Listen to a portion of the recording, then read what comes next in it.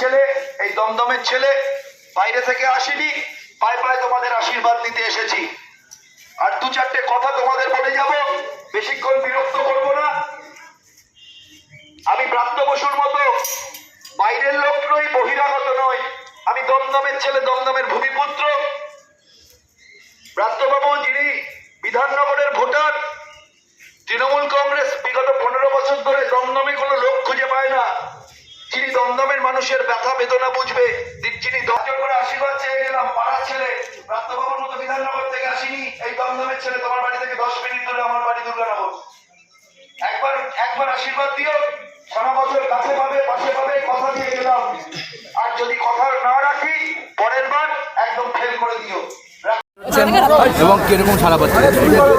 আজকে বলে নয়, রোজই বেরোচ্ছি, দুবেলা বেরোচ্ছি।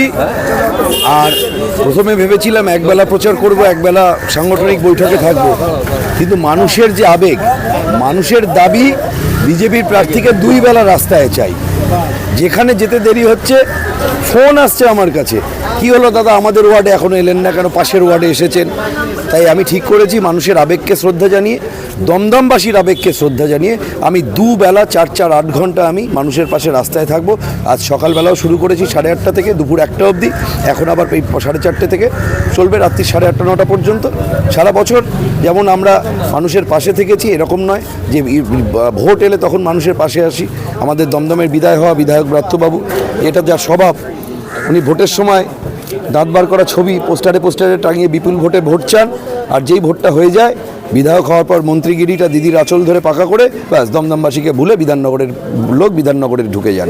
দমদমের কোনো দিন খোঁজ নিতে আসেন না। আমাদের তো সেরকম না।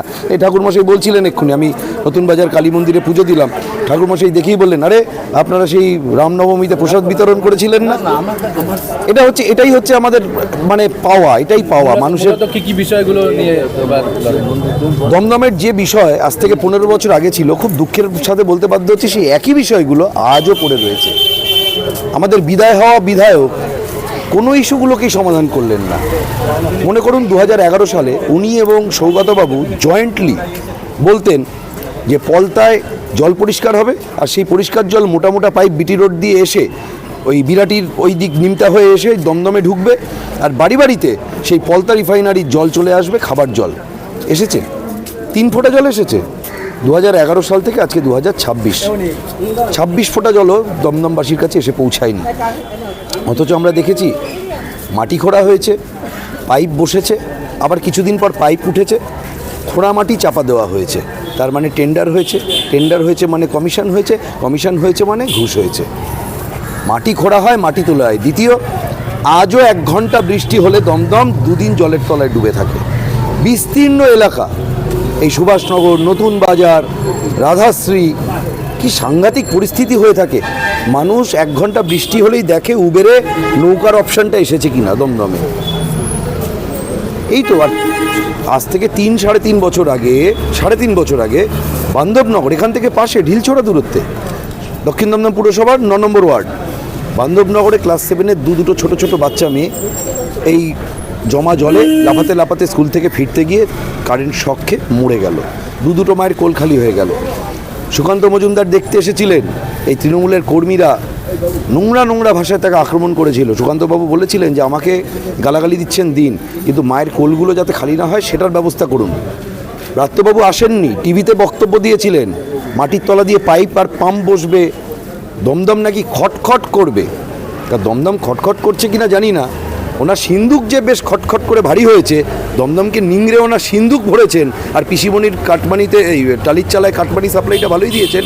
এটা বোঝা যায় যে কোনো কাজ না করে 11,000 স্কুল বন্ধ করে 3,15,000 চাকরি রোস্টার থেকে ভ্যাকেন্সি ডিলিট করে দিয়ে, তাও দিদিমণির আশীর্বাদ নিয়ে উনি শিক্ষামন্ত্রী হয়ে অপদার্থের মতো বসে রয়েছেন।